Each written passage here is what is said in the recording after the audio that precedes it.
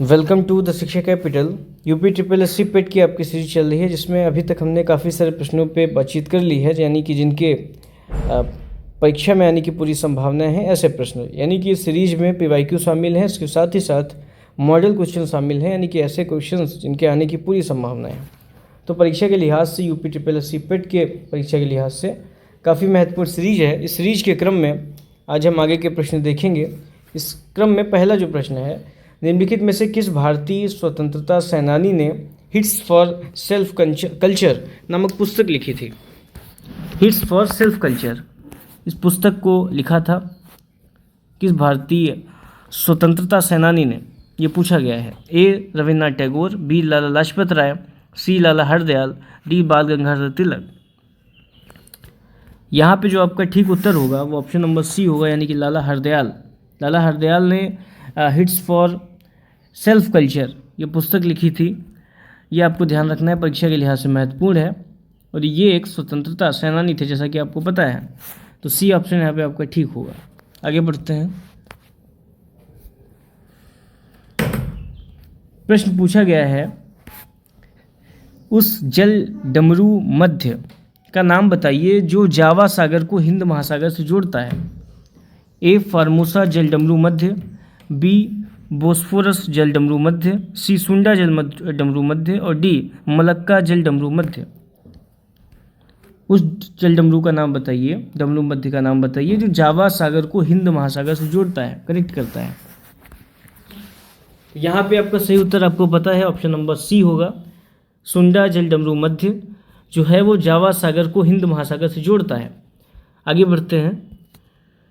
C option is the correct answer.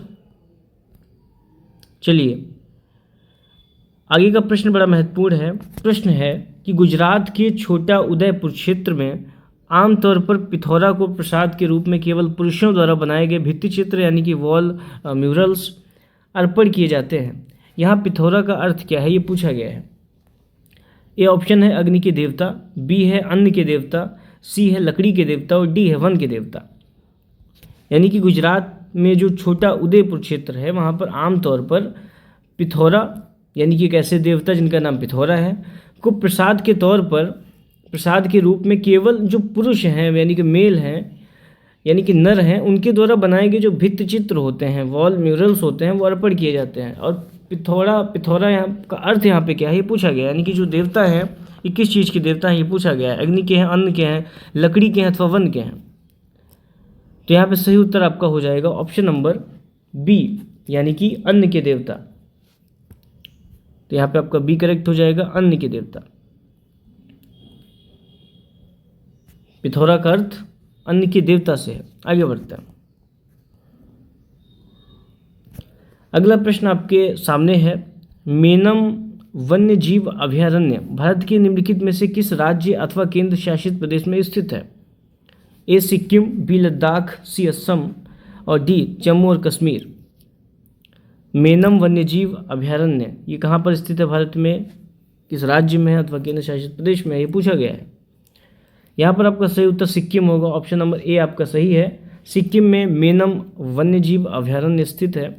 Trick के माध्यम से आप इसको याद करें तो आपको याद रहेगा। जैसे मेनम है तो मेनम कहाँ है, सिक्किम में है। इतना आप ध्यान रखेंगे, मेनम भी ध्यान रखेंगे तो आपको ये वन्य जीव अभयारण्य ध्यान रहेगा। तो मेनम कहाँ है, सिक्किम में है। ऑप्शन नंबर ए सही है। अगला प्रश्न कह रहा है कि केंद्रीय भारतीय भाषा संस्थान का मुख्यालय निम्नलिखित में से किस स्थान पर है स्थित है? ए भोपाल मध्य प्रदेश, बी मैसूरू कर्नाटक, सी मानेसर गुड़गांव, और डी मुंबई महाराष्ट्र।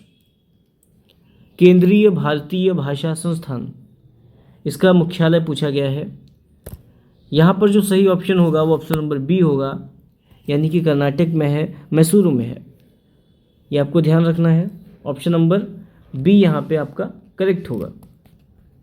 आगे बढ़ते हैं। प्रश्न कह रहा है कि तेलंगाना राज्य के पालमपेट गांव में स्थित रामप्पा मंदिर, जिसे वर्ष 2021 में यूनेस्को विश्व धरोहर स्थल घोषित किया गया था, उसका निर्माण निम्नलिखित में से किस राजवंश के शासनकाल के दौरान किया गया था? ए विजयनगर, बी मुसुनुरी, सी काकतीय और डी बहमनी। तेलंगाना में एक गांव पड़ता है पालमपेट, वहाँ पर एक मंदिर है रामप्पा मंदिर, जिस मंदिर को 2021 में यूनेस्को ने विश्व धरोहर स्थल घोषित किया था, आपको पता है। तो पूछा यह गया है कि उसका निर्माण जो हुआ वो किस राजवंश के शासनकाल के दौरान हुआ। नीचे राजवंश दिए गए हैं, विजयनगर, मुसुनुरी, काकतीय और बहमनी। सही उत्तर क्या होगा आपको बताना है, किस राजवंश के शासनकाल के दौरान इसका निर्माण हुआ। सही उत्तर आपका हो जाएगा सी, यानी कि काकतीय। काकतीय राजवंश के शासनकाल के दौरान इसका निर्माण हुआ रामप्पा मंदिर का, जो तेलंगाना राज्य के पालमपेट गांव में स्थित है। 2021 में यूनेस्को ने विश्व धरोहर स्थल घोषित किया। काफ़ी सारे तथ्य इसमें आपके शामिल हैं, तो आपको ध्यान रखना है। परीक्षा के लिहाज से काफ़ी महत्वपूर्ण आपका प्रश्न है कि किस तरीके से 2021 में इसको यूनेस्को ने विश्व धरोहर स्थल घोषित किया। तो अलग प्रश्न बन सकता है कि रामप्पा मंदिर को किस वर्ष यूनेस्को में शामिल किया गया। अगला प्रश्न बन सकता है कि रामप्पा मंदिर किस राज्य में स्थित है। अगला प्रश्न बन सकता है कि किस राज्य के किस गांव में स्थित है। तो ये सब आपको ध्यान रखना है, और किस राजवंश के शासनकाल के दौरान इसका निर्माण हुआ, ये तमाम चीज़ें आपको ध्यान रखनी है। आगे है कि ये कुछ यहाँ पे तथ्य लिखे गए हैं कि तेलंगाना राज्य के रामप्पा मंदिर, जिसे यूनेस्को विश्व धरोहर स्थल घोषित किया 2021 में, का निर्माण जो हुआ काकतीय राजवंश के शासक गणपति देव के सेनापति राचेरला रुद्र रेड्डी द्वारा वर्ष 1213 ईस्वी में उसका निर्माण हुआ। इसे रुद्रेश्वर यानी कि भगवान शिव के नाम से भी जाना जाता है, यानी कि जो मंदिर है उसको रुद्रेश्वर मंदिर भी कहा जाता है। मंदिर एक शिवालय है जहां भगवान रामलिंगेश्वर की पूजा की जाती है। ध्यान देने की बात यह है, एक प्रश्न आपको यहाँ से ये भी बन सकता है कि रामप्पा मंदिर में जो पूजा की जाती है वो किस इष्ट की जाती है, ये प्रश्न आपका बन सकता है। चूँकि रामप्पा मंदिर है तो हो सकता है अधिकांश लोग यहाँ पे टिक करें श्री राम का मंदिर, लेकिन यहाँ पे ध्यान देने की आवश्यकता है कि जो मंदिर है उन्हें उस मंदिर को रुद्रेश्वर मंदिर भी कहा जाता है, यानी कि भगवान शिव के नाम से भी जाना जाता है। और मंदिर एक शिवालय है, यहाँ पे ध्यान देने की बात है, जहाँ भगवान रामलिंगेश्वर की पूजा की जाती है। आगे बढ़ते हैं, यहाँ से आपके प्रश्न लगातार बन सकते हैं यहाँ से, चूँकि तथ्य आपके भरपूर हैं इस प्रश्न में।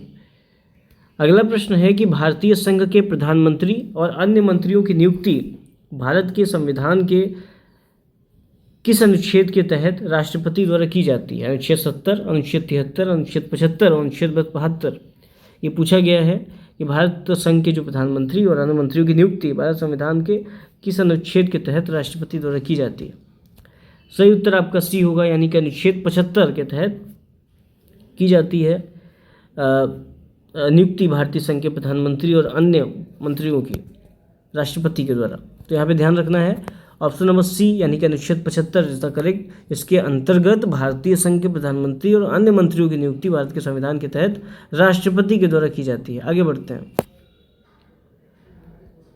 अगला प्रश्न कह रहा है कि कुथु भारत के निम्नलिखित में से किस राज्य अथवा केंद्र शासित प्रदेश में कूथम बलम मंदिर में प्रदर्शित एक सामाजिक धार्मिक कला है। ए केरल, बी सिक्किम, सी तेलंगाना, डी आंध्र प्रदेश। यहाँ पर आपका सही उत्तर हो जाएगा ऑप्शन नंबर ए यानी कि केरल।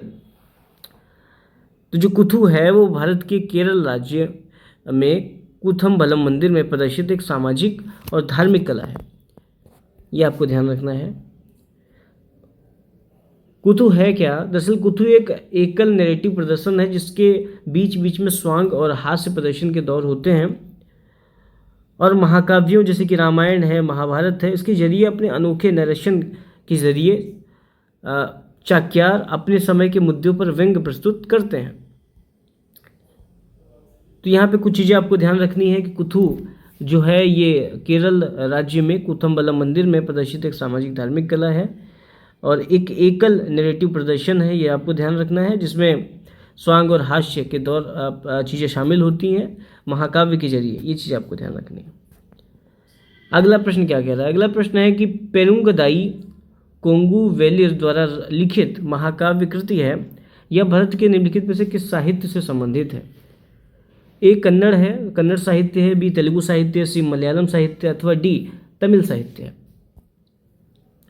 पेरुंगदाई कोंगू वेलियर द्वारा लिखित है। यहाँ पे ध्यान देने की बात यह है कि कि जो ग्रंथ है पेरुंगदई ये कोंगू वेलिर द्वारा लिखित है। यानी कि प्रश्न आपका सीधा ये भी बन सकता है कि पेरुंगदई किसके द्वारा लिखित है महाकाव्य, तो कोंगू वेलिर द्वारा लिखित है। यहाँ पे पूछा गया है कि भारत के निम्नलिखित में से किस साहित्य से संबंधित है। यहाँ पे आपका सही उत्तर हो जाएगा तमिल साहित्य। ऑप्शन नंबर डी आपका करेक्ट होगा, ये भारत के तमिल साहित्य से संबंधित है। चलिए अगला प्रश्न आपके सामने है। प्रश्न कह रहा है कि रासायनिक हथियारों का निषेध संगठन यानी कि OPCW में कितने सदस्य राष्ट्र हैं। A 203, B 195, C 193 और D 194। राष्ट्रीय रासायनिक हथियारों का निषेध संगठन यानी कि OPCW में कितने सदस्य राष्ट्र हैं। सही उत्तर सी हो जाएगा, 193 जो राष्ट्र हैं वो हैं इस संगठन में, आपको ध्यान रखना है। आगे बढ़ते हैं।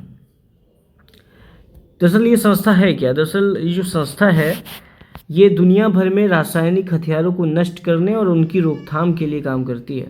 इसका मुख्यालय कहाँ है, इसका हेडक्वार्टर नीदरलैंड हैग में है। और वर्तमान में इस संगठन में जैसा कि पूछा गया क्वेश्चन में कितने सदस्य राष्ट्र अथवा देश हैं, तो 193। चलिए आगे बढ़ते हैं। प्रश्न कह रहा है कि निम्नलिखित में से कौन मालदीव की आधिकारिक भाषा है। ए मलयालम, बी दारी, सी दिवेही और डी जोंगखा। तो मालदीव की आधिकारिक भाषा क्या है ये पूछा गया है। सही उत्तर सी है, दिवेही मालदीव की आधिकारिक भाषा है। और आपको पता है मालदीव की जो मालदीव से संबंधित काफ़ी प्रश्न आते हैं। तो दिवेही मालदीव की आधिकारिक भाषा है, इसकी राजधानी माले है। इस चीज़ आपको ध्यान रखनी है, परीक्षा के लिहाज से महत्वपूर्ण है। आगे बढ़ते हैं। प्रश्न पूछा गया है कि पुला निम्नलिखित में से किस देश की राष्ट्रीय मुद्रा है। ए म्यांमार, बी बोत्सवाना, सी पोलैंड और डी कंबोडिया। पुला किस देश की राष्ट्रीय मुद्रा है यानी कि नेशनल करेंसी है, ये पूछा गया है। सही उत्तर बोत्सवाना होगा। बोत्सवाना की जो राष्ट्रीय मुद्रा है वो पुला है, यानी बी आपका करेक्ट आंसर है। कुछ और मुद्राएं और संबंधित देश यहाँ पे लिखे हैं जहाँ से प्रश्न आपके बनने की पूरी संभावना है। जैसे कि पुला तो आपकी हो गई बोत्सवाना की, और आपकी क्यात जो है वो म्यांमार की है। पोलिश ज्लॉटी ये आपकी पोलैंड की मुद्रा है, और रियल ये आपकी कंबोडिया की मुद्रा है। तो ये आपको ध्यान रखना है कुछ महत्वपूर्ण मुद्राएं और संबंधित देश। अगला प्रश्न है 1722 में डैश की सूबेदारी सवाई राजा जयसिंह को दी गई थी। ए लखनऊ, बी आमेर, सी आगरा और डी मालवा। यहाँ पे सही उत्तर क्या होगा ये आपको बताना है। तो यहाँ पे सही उत्तर आपका सी होगा। 1722 में आगरा की सूबेदारी जो थी वो सवाई राजा जयसिंह को दी गई थी, ये आपको ध्यान रखना है। तो ये पूछा गया था यहाँ पे कि 1722 में कहाँ की सूबेदारी सवाई राजा जयसिंह को दी गई थी। तो आगरा की सूबेदारी जो थी वो सवाई राजा जयसिंह को दी गई थी। ये थे कौन? सवाई राजा जयसिंह राजस्थान के आमेर राज्य के सूर्यवंशी कछवाहा राजवंश के सर्वाधिक प्रतापी शासक थे। यहाँ पे चीज़ें मेंशन है, ये चीज़ आपको ध्यान रखना है कि राजस्थान के आमेर राज्य के सूर्यवंशी कछवाहा राजवंश के प्रतापी शासक थे, सर्वाधिक प्रतापी शासक थे। अगला प्रश्न आपके सामने है कि निम्नलिखित में से किसने अपने सहयोगियों को यह महसूस करने के लिए प्रेरित किया था कि संविधान सभा ब्रिटिश निर्मित थी और ब्रिटिश योजनाओं पर काम कर रही थी, जैसा कि ब्रिटिश चाहते थे कि इस पर काम किया जाए। ए अब्दुल निस्तार, बी सरदार वल्लभ भाई पटेल, सी सोमनाथ लाहिड़ी और डी सी राजगोपालाचारी। किसने अपने सहयोगियों को यह महसूस करने के लिए प्रेरित किया था कि संविधान सभा ब्रिटिश निर्मित थी और ब्रिटिश योजनाओं पर काम कर रही थी, जैसा कि ब्रिटिश चाहते थे कि इस पर काम किया जाए। सही उत्तर यहाँ पे सी होगा। सोमनाथ जो लाहिड़ी थे उन्होंने अपने सहयोगियों को यह महसूस करने के लिए प्रेरित किया था, जो उपयुक्त बात लिखी गई है। तो सी आपका सही हो जाएगा यहाँ पे ऑप्शन, जो कि करेक्ट है। जो सोमनाथ लाहिड़ी थे ये भारतीय राजनेता थे, लेखक थे और भारतीय जो कम्युनिस्ट पार्टी थी यानी कि CPI थी उसके नेता थे। ये चीज़ आपको इनके बारे में ध्यान रखनी है। चलिए आपके सामने जो नेक्स्ट प्रश्न है वो है चित्तरंजन दास और मोतीलाल नेहरू ने परिषद राजनीति में वापसी पर बहस करने के लिए कांग्रेस के भीतर निम्नलिखित में से किस राजनीतिक दल का गठन किया था। A Hindustan socialist republic association, B the Indian league, C the Bombay presidency association और डी स्वराज पार्टी। सही उत्तर यहाँ पे आपका हो जाएगा डी यानी कि स्वराज पार्टी। चित्तरंजन दास और मोतीलाल नेहरू ने परिषद राजनीति में वापसी पर बहस करने के लिए कांग्रेस के भीतर स्वराज पार्टी जो दल है उसका गठन किया था, ये आपको ध्यान रखना है। अगला प्रश्न, सिरोई, जिसको सिरोई भी कहते हैं, कुमुदनी लिली भारत के निम्नलिखित में से किस राज्य में पाई जाने वाली एकमात्र स्थलीय कुमुदनी अथवा लिली है? ए मणिपुर, बी असम, सी त्रिपुरा और डी पश्चिम बंगाल। यहाँ पे सही उत्तर आपका ए होगा यानी कि मणिपुर। भारत के सिरोई पहाड़ियों में जो कि मणिपुर में स्थित है पाई जाने वाली एकमात्र लिली की दुर्लभ प्रजाति जो है वो कौन है? सिरोई है। यह आपको ध्यान रखना है। सिरोई जो है ये मणिपुर में है, ये चीज़ आपको ध्यान रखनी है। यह मणिपुर के सिरोई पहाड़ियों के आसपास ही पाई जाती है, ये खास बात है और इसी के कारण यह मणिपुर का राजकीय पुष्प है। ये बहुत खास बात है यहाँ पे कि मणिपुर का राजकीय पुष्प है। उसका वैज्ञानिक नाम क्या है? लिलियम मैकलिनिया है। यह आपका आ सकता है, वैज्ञानिक नाम काफ़ी पूछे जाते हैं परीक्षा में, तो इसका जो वैज्ञानिक नाम है वो लिलियम मैकलिनिया है, ये आपको ध्यान रखना है। और राजकीय पुष्प भी साथ ही साथ मणिपुर का रहा तो और है, ये चीज़ें आपको ध्यान रखनी है। आगे बढ़ते हैं। नेक्स्ट आपका जो प्रश्न है वो कह रहा है कि कांग्रेस का वह अधिवेशन कहाँ हुआ था जिसमें महात्मा गांधी ने अन्य नेताओं को खिलाफत के साथ साथ स्वराज के समर्थन में असहयोग आंदोलन शुरू करने की आवश्यकता के बारे में आश्वस्त किया था? ए कलकत्ता, बी बॉम्बे, सी नागपुर और डी लाहौर। तो कांग्रेस का वह अधिवेशन कहाँ हुआ था जिसमें ये चर्चा है कि जिसमें महात्मा गांधी ने अन्य नेताओं को खिलाफत के साथ साथ स्वराज के समर्थन में असहयोग आंदोलन शुरू करने की आवश्यकता के बारे में आश्वस्त किया था? तो यहाँ पे सही उत्तर कलकत्ता हो जाएगा। महात्मा गांधी ने 1920 के सितंबर में कलकत्ता अधिवेशन में अन्य नेताओं को खिलाफत के साथ साथ स्वराज के समर्थन में असहयोग आंदोलन शुरू करने की आवश्यकता को बताया। ये चीज़ आपको ध्यान रखनी है। आगे बढ़ते हैं। प्रश्न है अगला कि निम्नलिखित में से कौन खुदाई खिदमतगार का संस्थापक था और जिसे बादशाह खान के नाम से भी जाना जाता है? ए मौलाना अबुल कलाम आज़ाद, बी सैयद अहमद खान, सी खान अब्दुल गफ्फार खान और डी हकीम अजमल खान। खुदाई खिदमतगार के संस्थापक कौन थे जिसे बादशाह खान के तौर पे भी जाना जाता है? यहाँ पे सही उत्तर आपका सी होगा, खान अब्दुल गफ्फार खान को संस्थापक के तौर पे जाना जाता है और इन्हें बादशाह खान भी कहा जाता है। ये चीज़ आपको ध्यान रखनी है। आगे बढ़ते हैं। आपका अगला प्रश्न कह रहा है कि 1913 में हिंदुस्तान गदर पार्टी का मुख्यालय कहाँ स्थित था, यानी डैश में स्थित था, ये पूछा गया है? ए कलकत्ता, बी दिल्ली, सी सैन फ्रांसिस्को और डी लाहौर। सही उत्तर आपका सी सैन फ्रांसिस्को में 1913 में हिंदुस्तान गदर पार्टी का मुख्यालय स्थित था, यह आपको ध्यान रखना है। एक चीज़ आपको यहाँ पे ध्यान रखनी कि गदर पार्टी के संस्थापक कौन थे? तो गदर पार्टी के संस्थापक सोहन सिंह बाकना थे, ये आपको ध्यान रखनी है। और एक खास बात इस पार्टी गदर पार्टी की कि इस पार्टी का मुख्य उद्देश्य ब्रिटिश साम्राज्य को भारत से उखाड़ के फेंकना था। आगे बढ़ते हैं। प्रश्न कह रहा है कि पुर्तगालियों द्वारा निर्मित बंदेल चर्च भारत के निम्नलिखित में से किस राज्य अथवा केंद्र शासित प्रदेश में स्थित है? ए पश्चिम बंगाल, बी गोवा, सी उड़ीसा और डी पुडुचेरी। सही उत्तर ए यानी कि पश्चिम बंगाल। जो पुर्तगालियों के द्वारा निर्मित बंदेल चर्च है वो भारत के पश्चिम बंगाल राज्य में स्थित है, ये आपको ध्यान रखना है। अगला प्रश्न है उड़िया पठार भारत के निम्नलिखित में से किस राज्य में स्थित है? ए कर्नाटक, बी राजस्थान, सी महाराष्ट्र और डी मध्य प्रदेश। सही उत्तर आपका बी हो जाएगा यानी कि राजस्थान। उड़िया पठार भारत के किस राज्य में स्थित है? राजस्थान में स्थित है।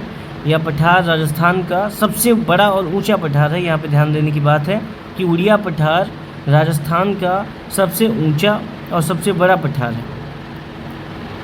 प्रश्न आपका ऐसे बन सकता है कि राजस्थान का सबसे ऊंचा और बड़ा पठार कौन सा है? तो उड़िया पठार है।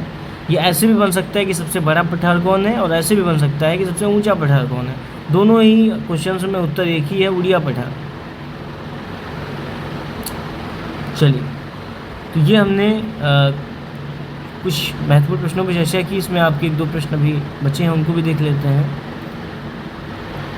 प्रश्न कह रहा है कि शीत ऋतु की शुरुआत में तमिलनाडु के तटीय क्षेत्रों में वर्षा का क्या कारण है? ए शीतोष्ण चक्रवात, बी उत्तर पूर्वी वर्षा ऋतु, सी दक्षिण पश्चिम वर्षा ऋतु, और डी स्थानीय वायु परिसंचरण। शीत ऋतु की शुरुआत में तमिलनाडु के तटीय क्षेत्रों में वर्षा का क्या कारण है? ऑप्शन नंबर बी सही है, उत्तर पूर्वी वर्षा ऋतु। आगे बढ़ते हैं। प्रश्न कह रहा है कि राजस्थान के जालौर जिले में किस प्रकार का ग्रेनाइट पाया जाता है? काला ग्रेनाइट, राखी ग्रीन ग्रेनाइट, रोजी पिंक ग्रेनाइट यानी कि गुलाबी ग्रेनाइट, और मैरीगोल्ड ग्रेनाइट। राजस्थान के जालौर जिले में किस प्रकार का ग्रेनाइट पाया जाता है, ये पूछा गया है। Option number C is the correct. Rosy pink यानी कि गुलाबी कह सकते हैं ग्रेनाइट राजस्थान के जालौर जिले में पाया जाता है। जो अन्य ऑप्शंस हैं जैसे कि काला ग्रेनाइट, यह आपका पाया जाता है, यह राजस्थान के साथ भारत के अन्य हिस्सों में भी पाया जाता है, और राखी ग्रीन ग्रेनाइट उदयपुर में पाया जाता है राजस्थान के, और मैरीगोल्ड ग्रेनाइट आपका जयपुर में पाया जाता है। ये खास बातें आपको ध्यान रखनी है। अगला प्रश्न कह रहा है कि गन्ने के उचित एवं लाभकारी मूल्य यानी कि FRP को कौन मंजूरी देता है? ए आर्थिक मामलों की कैबिनेट समिति, बी विपणन और निरीक्षण निदेशालय यानी कि कृषि मंत्रालय देता है, सी कृषि लागत और मूल्य आयोग देता है, डी राष्ट्रीय शर्करा संस्थान कानपुर देता है। गन्ने के उचित एवं लाभकारी मूल्य को कौन मंजूरी देता है, ये यहाँ पे पूछा, यानी FRP कौन डिसाइड करता है, ये पूछा गया है। सही उत्तर यहाँ पे ए है, यानी कि आर्थिक मामलों की कैबिनेट समिति मंजूरी देती है। ये चीज़ आपको ध्यान रखनी है। आर्थिक मामलों की कैबिनेट समिति गन्ने के उचित और लाभकारी मूल्य यानी कि FRP को मंजूरी देता है, ये आपको ध्यान रखना है। अगला प्रश्न है कि निम्नलिखित में से कौन सा एक भारतीय श्रम कानून और सामाजिक सुरक्षा उपाय है जिसका उद्देश्य काम का अधिकार यानी कि राइट टू वर्क की गारंटी देना है? ए वेतन भुगतान अधिनियम 2017, बी भारतीय प्रबंधन संस्थान अधिनियम, सी नागरिकता अधिनियम, और डी महात्मा गांधी राष्ट्रीय ग्रामीण रोजगार गारंटी अधिनियम। सही उत्तर आपका होगा डी, यानी कि महात्मा गांधी राष्ट्रीय ग्रामीण रोजगार गारंटी अधिनियम जो है वो ये गारंटी देता है, ये आपको ध्यान रखना है। ये ऐसा भारतीय श्रम कानून और सामाजिक सुरक्षा उपाय है जिसका उद्देश्य क्या है? काम के अधिकार यानी राइट टू वर्क की गारंटी देना। महात्मा गांधी राष्ट्रीय ग्रामीण रोजगार गारंटी अधिनियम। इस योजना को कब शुरू किया गया था आपका पूछा जा सकता है। कह सकते हैं जिसको हम मनरेगा भी कहते हैं। और यहाँ पे ध्यान देने की बात है कि राष्ट्रीय ग्रामीण रोजगार गारंटी अधिनियम, जिसे MGNREGA के भी नाम से भी जाना जाता है, ये आपको ध्यान रखना है। इस योजना को 2005 में शुरू किया गया था, ये आपको ध्यान रखना है। तो इस सीरीज में हमने बहुत जो आपकी परीक्षा के लिहाज से महत्वपूर्ण प्रश्न है, ऐसे प्रश्नों पर चर्चा की। ये सीरीज का क्रम आपका चलता रहेगा जिसमें PYQ शामिल है और मॉडल क्वेश्चन शामिल है जिनके आने की संभावनाएं हैं। फिर मिलते हैं हम अगले प्रैक्टिस सेट में, तब तक के लिए जय हिंद।